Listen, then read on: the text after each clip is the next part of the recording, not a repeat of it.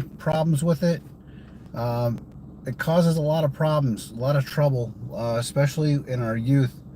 It's kind of where I started to turn to alcohol, where I started to notice problems, my troubles increasing. And before I knew it, I was already stuck in my addiction. There was no way of getting out. And if you're there, if you let me know if you're struggling, if you're having a hard time with your drinking, put it down in the comments. Today's topic is trouble with alcohol, and but it can be open to anything you want to talk about today. We can talk about whatever it is that's on your mind. If you're new to this forum, welcome. My name's Josh, living life alcohol free, and I'm doing these meetings every Monday, Wednesday, Friday at 10 o'clock just to check in, see how we're doing, see how we're doing with our sobriety. If we're struggling, this is a safe space to kind of share how we're feeling, how things are going in our lives, and kind of have some dialogue back and forth with myself, with whoever else is in the group chat. And I hope that we get some people in here today that are willing to open up and talk about where they are with their alcohol use and the trouble that it's causing them. It doesn't have to just be uh, a huge catastrophic thing that we're dealing with either. It could be small little things that start to kind of chip away and chisel away at our well-being. Um, it doesn't have to be some catastrophic thing. So I'll talk a little bit about where I was with my drinking and how it affected my teenage years, but then how that kind of carried over into my adulthood and even into my marriage. Um, I got a DUI when I was 19 years old. That was really the first time I realized that I had a problem with alcohol. Leading up to that, there was a couple things that I had. I got a minor in possession when I was 17 years old, and that was kind of a slap on the wrist. It was like whatever. But alcohol use was kind of leading me to make really poor choices, like stealing things, lying, and I won't get into too much detail there. I can share stuff about that on my uh, Facebook group, Sobriety in the Storm. I've got those links pinned in. Uh, Doing well. How you doing, Gojo Edits? Um, yeah, I can share more in-depth stuff if you subscribe to my free Facebook private group. It's called Sobriety in the Storm, and I can kind of share some more behind the scenes stuff. And hi, Christina. And that's kind of why I started that Facebook group, so we can kind of talk about that stuff more privately. If you want to talk about this stuff openly, I'm game. I don't mind talking about this stuff personally. I mean, it took me a few years, like 3 or 4 years, to get to a point where I felt comfortable talking about my sobriety. Thank you for subscribing. Awesome. Yeah, it's not easy. It's not, especially if you're still drinking, because there's a stigma that's attached to addiction. People that either don't drink or drink regular, normal, like one or two drinks, and they don't drink anymore. They look at people that, like me, like people that drink a ton, that have a problem with alcohol, kind of look down on them. You know what I mean? And it makes you not want to talk about it. And then you kind of turn and you go to like AA, or a group, recovery group like that. And like, I had somebody the other day on my live chat telling me that you go to these meetings and you have uh, people that are like 4, 5, 10 years sober, and they look at someone who is like 5 days sober and think, whatever, you don't, you're not taking this seriously. And it's like, I remember those times. I tried that in my younger days. especially after I got the DUI. I had no choice. I had to go to a weekly meeting, and I didn't take it seriously, so I didn't really care if they judged me. But in fact, I might just go home and drink at that. But yeah, later on in life, I could never really find a group. And in all honesty, I never really gave it a full effort. I mean, I tried a little. I mean, in my 30s, I went to an AA meeting, and it was just me and another guy, and we got to, go through all the regular stuff that an AA meeting does. But it was just me and him. It was kind of like it didn't feel like it was for me. So I didn't really try again. I didn't really try to, and at that time, I didn't really know about online groups, online forums. I mean, I didn't really know that there was Facebook groups. I didn't really understand there was books for this stuff, for that matter. I mean, there's so much literature out there that, um, and on the internet, that, I mean, we can just jump on and find one.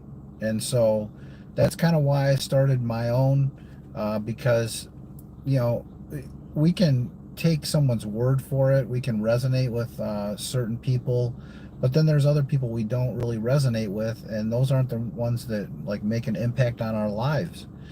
And I'm just looking to share where I'm coming from, because I don't have like a judgmental aspect of it. I just look at sobriety and look at alcohol use as it's just a thing in life that we're dealing with, and using it to cope with it, with life, just like anybody else uses other things. And we're all human beings, and that's where the faith portion of my channel comes in. Is that, um, I just believe that we're all flawed. We all have things that we turn to, and there's no reason to judge one person from another based on what they use to cope with life.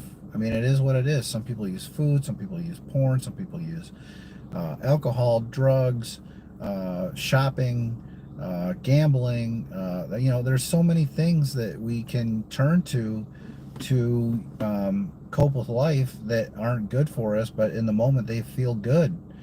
And it really is true. I mean, it does. It feels good. I personally got to a point in my life where alcohol did not feel good anymore. I mean, I just kind of sat there bored, drunk, and I was wondering, is this it? Is this all there is to life? I mean, there's got to be more. I'm 42 years old. I mean, I had a good job. I have a good job. I've got a family. I've got things in my life that are worth fighting for. Um, but I wasn't doing that. I wasn't putting my full effort into those things.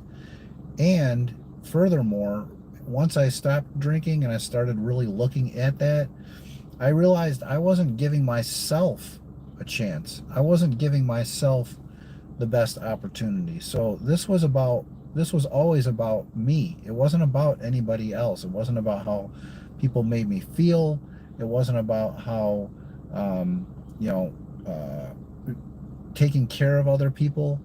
It wasn't about any of that. It was about finding out why I drink, and then coming to terms with the fact that, you know what, I need to do this for myself. I need to quit drinking, quit thinking about ways to escape my reality, um, and find a better way, because the alcohol wasn't working anymore. And the fact that I wasn't enjoying being drunk anymore was a sign that I think that I was almost done with it. And uh, it was, I mean, around that time in 2020, I mean, I got down on my hands and knees. I begged God to take me out of that misery.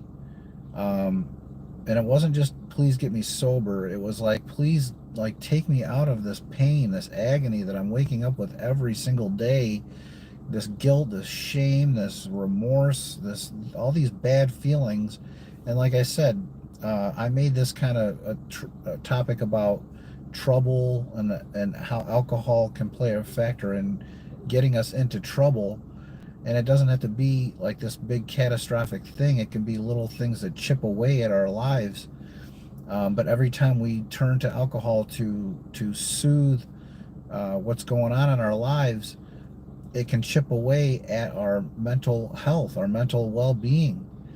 And that's really what I want to talk about in this live stream, is that sure, I got a DUI when I was 19. I went away to college. I did okay for like 2 years. Um, I had withdrawn from some courses and stuff like that over the years, but those 2 years. But I got to a point where my girlfriend broke up with me, so I lost her. Then I just went into a tailspin, and I started failing my classes, and I ended up pretty much failing to the point where I got an academic suspension, or financial aid suspension, I should say. So not academic yet, but you have to have 2 semesters in a row of not reaching that 12 credit threshold, and I went 2 back to back, and so my financial aid got suspended. So I didn't have the money to go continue and make up for that and get back into good graces with the financial aid. So um, I lost my ability to finish college. Lost my girlfriend, got my license suspended for a while at 19. Um, High school, I didn't graduate on time. I didn't get enough credits to graduate. I didn't get to walk in my commencement. Those were things that I held on to for a long time, um, but I went back to school and got my degree like 2 months later. But I didn't get to walk with my friends. And I watched all these people get their degree and walk with all their friends on TV. They didn't necessarily deserve it. I deserved it, but since they played whatever, were popular, they got the upper hand. And whatever, that could be true, could not be true, who knows. But it's that thinking that gets you into trouble. You start comparing yourself to other people. You start to look down on yourself about certain things. Could be about your drinking, but could be about your effort, could be about any number of things that leads to us getting into trouble, either just with our relationships, but it could be like legal problems as well. Um, and when you start getting into these legal issues, that's really a problem, because those are hard to get out of. Um, but leading into my 20s, I had, once I lost my uh, chance of getting my degree, I went into a tailspin. I had a good job. I quit that job. I started getting panic attacks because I didn't have anything going on, and I really believe that that's the reason why I had a major panic attack when I was 24, was because I just felt like I didn't have anything, worth living for. I felt like I always believed in God, and I always had faith that things would turn around. Uh, I didn't know when, but I always believed that um, I had people, at least I had a couple people in my life that would help me out when I got to that point. And that was really a key thing, is to have those people, uh, and not wait so long to keep in contact with them, because having people in our lives is one of those things that when we need them, they're there. And that goes for sobriety too. Building a sobriety group is huge, uh, to do, even when you're not ready to be done drinking yet. I did feel like I lucked out in the fact that I found This Naked Mind like day 2 of wanting to be done with alcohol. And at the end of that book, and I was so captivated by what Annie Grace talked about in that book, that when I got to the end and there was a website, a community, I got on there immediately, started chatting with everybody on there, posting stuff, and it was available 24/7 all day, every day, and I felt like I made these friends like immediately. And I don't know that that happens very often. I just felt like things were meant to be at that time. Everything worked out the way that it was supposed to work out, and I was 42 years old. So the 24-year old, my 24-year-old self that wondered like when things would start to turn around, it was age 42. So flip that around, 24 and 42. It took really that amount of time for things to finally start to turn around as far as the alcohol use goes. Over the years, I got through the anxiety and the panic and stuff like that. I got married, I had a child. We had a child. I didn't have a child. But um yeah, things worked out. I got my college degree. Um Albeit it wasn't the degree that I was like wanting when I was younger, but whatever. I mean, I still went back. I got it. That was a goal of mine. I've had good jobs over the years. I've stuck around those jobs. I've done well, even though I went to those jobs hungover a lot, and some days didn't give my best effort. I still have had success, but it didn't. The alcohol was always a problem. So I really didn't find what I needed until I was 42 years old, and it happened in increments. It was interesting because first off, the pandemic happened. Uh, I started drinking more. I started noticing all the cans accumulating. I couldn't control the drinking. It was getting earlier and earlier in the day. I was, I mean, I was just pounding beers, and then at the end of the day, at the end of a day, at the end of like 4 day binge, 4 or 5 days, I would start to turn to like hard liquor. And that was really when I got in trouble, because it's one thing to be drinking beer all day, and then wake up and then function. It's another thing to add hard liquor onto that. And that really, really did me in. Because I was never really a huge hard liquor person, but I was really looking for an escape, and I was reaching for that hard liquor like after like a 4 day binge, and then I'd have this massive hangover to the point where like I wasn't gonna drink that day, and I might need that whole day to recover.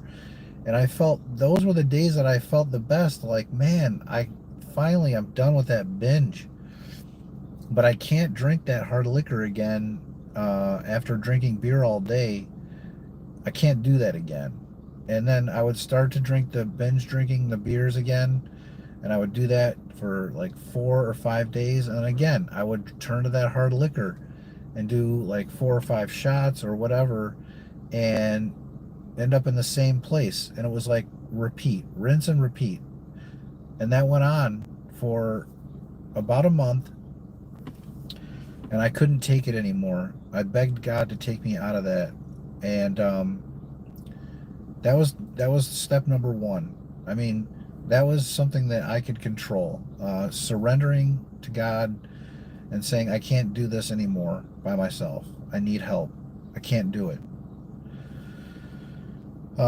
So by the grace of God, 2 weeks later, I went through those benders for about 2 more weeks, and then I had a blow up at my family, and I woke up, and it was after drinking the hard liquor and the beer, and then I said I had enough.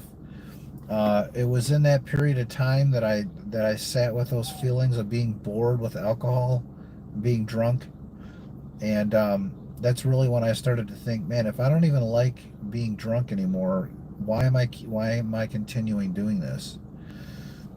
And that was really when I got to a point where I was like, I do want to be done with alcohol. So that was step number two, was having that blow up and taking a real accountability for my actions, and saying, I don't know that I can quit cold turkey, but I'm going to try. And if I need to have a few and try to wean down the alcohol, then that's what I'll do. But um, ultimately, I said I'm gonna really try to be done with alcohol now. That's when I got on. I just went ahead and started researching how to control my drinking. Uh, how to get sober groups, whatever I could find. And it was This Naked Mind that I found. Like I said, I bought that book right away. I read that there was like a sample. I read like the 14-page sample and said, this is pretty good. Bought the book. I think it was probably like 12 or 13 bucks. Bought it on ebook. Read it, got to the end. Like I said, found that sobriety group. She recommended another book called Alcohol Explained by William Porter. Uh, Michael Waite says, the trouble is excuse. I stopped, and if I want beer, then I drink.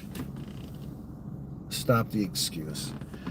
Yeah, I mean, we make excuses. I mean, that goes along the lines of we lie to ourselves as drinkers or using drugs or whatever our vice is. We lie to ourselves, we make excuses, and that's just how it goes. It's like I said, I wasn't done until I was done drinking. I mean, you can try all you want to not drink. Willpower, you can try groups. I mean, you can try all kinds of things, but if your heart isn't in it, it doesn't work. You have to be 100% convicted to being done with alcohol. And that's what these steps started to show me. Like I said, I picked up Alcohol Explained by William Porter. I read that, and that was more of a scientific based approach. It gives you the reasons why some people become addicted and others don't. Because there's some makeup in our brain chemistry that we're addicted where other people can just not be addicted to it. They can have one or two and be done with it. And but that wasn't me. That I was more of like, when I'm done drinking, I'm done. That's when I'm done. and and so but yeah, congratulations on your sobriety, Michael. If you are sober, that's awesome. And thanks for joining in. So yeah, so the next step really was just to allow myself to be vulnerable. Like, I was never able to really tell the truth about my drinking to anybody, even a therapist. I really just kind of held that in, and the amounts and really what it was causing me. I didn't really want to be honest about that because of the stigma that's attached to that. Like, whoa. I mean, I think I did tell my primary care doctor one time in my like early 30s that I would drink like a 12 pack. And I mean, I could drink way more than that in my later on, but even at that time, but I was on the low end. I'd said, yeah, I could drink a 12 pack. And he was like, whoa, man, I think if I drink a 12 pack, I'd die. And yeah, most people probably would, but my alcohol tolerance was so high that, 12 beers, especially if they're like light beers, it's just whatever. It's kind of like watery, and you can just drink one after another. And um, so the stronger beers are a whole other animal. And that's when the whole craft beer craze started, popping off in like 2004, 5, 6, in that area, and the beers became really strong. And I hear that it's like that with the weed too. Is they make this stuff so potent, like people are ending up in the hospital and stuff like that. Um, and that's a whole nother story, but a whole nother conversation. But yeah, I had thought about turning to maybe weed or maybe mushrooms when I was getting sober, because I was kind of like, I still was looking for an escape at times. Even like 3 months after I got sober, I was still kind of, um, you know, having a hard time coping with the guilt I had like guilt still that I was like ravaged with, and for the most part I like let that slide, but um, kind of would just block it out. But it lingered, and that's a problem. That's trouble. You know, that's not good to have those feelings lingering, and then not have someone to talk to about those things. So I was lucky enough to have and blessed enough to have a therapist that specialized in drug addiction and recovery, who was an addict himself, cocaine albeit, but still, like I said, whatever. I mean, if you are willing to admit whatever it is that your vice is, that's how we can get through these things. And someone who was addicted to cocaine certainly can understand what it's like to be addicted to alcohol, um, because it's just something that we turn to quiet the voices, quiet the pain, quiet the tough things in life. And um, so yeah, that's kind of where I was with it. Those steps happened. This Naked Mind really was something that resonated with me. I was able to get on there, talk about why I was having the cravings to drink, uh, put it down, go talk to my wife for a little bit, go back, pick up that group, and see that there's like 20 comments. Like right away, all these people would comment, and it was like I did that all the time, and it was really a relief to have that community and have that camaraderie in sobriety, because I could talk to my wife all day long, but she doesn't have that problem with alcohol that I had, so she doesn't really understand what I'm talking about. It's the people that do understand what I'm talking about that I need to be talking to as well, because they get it. They know people that have a problem with alcohol like I did. They know that we think that the alcohol is gonna either quiet those voices or help in any way, when in reality it's just gonna make everything worse. So we would say play that tape forward. If you turn to the alcohol, what's gonna happen? You're gonna typically you're I mean, if you drink, if you can presume that you're going to drink the way that you've always drank. And then how does that go? You drink one after another. You end up feeling like crap. You end up saying things that you wouldn't normally say to people that you love. You end up forgetting things, and you end up just making all those same mistakes. And then you wake up feeling hungover. You wake up at 3 a.m. with the heart palpitations. You wake up and you fight through the hangover, nurse it, and then you go right back to the drinking again. And I did that over and over again, and I just didn't want to do that anymore. I wanted to try something new. So that's ultimately what I did. The troubles, they with if you're having a problem with alcohol, the troubles will follow. It's not if and or why or when. It's like it will follow, and it's how is that going to play out, and how long is that going to last? My thing is, if you have drinking sessions, think about how you feel in those drinking sessions. Are you really enjoying it? Is it really enhancing your moment, your mood? And really do the introspection on that. And if you can get to a point where you're like, I feel better when I'm not drinking, that's really when it's going to stick. And having a community of like-minded people is really what's going to help make this stick. Not everybody wants to do therapy. I get that. Not everybody wants to try antidepressants or medications. I get that. Not everybody wants to, do some of these things, therapeutic things. Some people just want to, have a group of people they can talk to, and that's kind of why I started Sobriety in the Storm. That's why I started this channel, to talk about faith, talk about sobriety, and just have a community of like-minded people that we can kind of help each other out. So I'm glad that everybody's here. I'm glad that you guys joined. Thank you so much.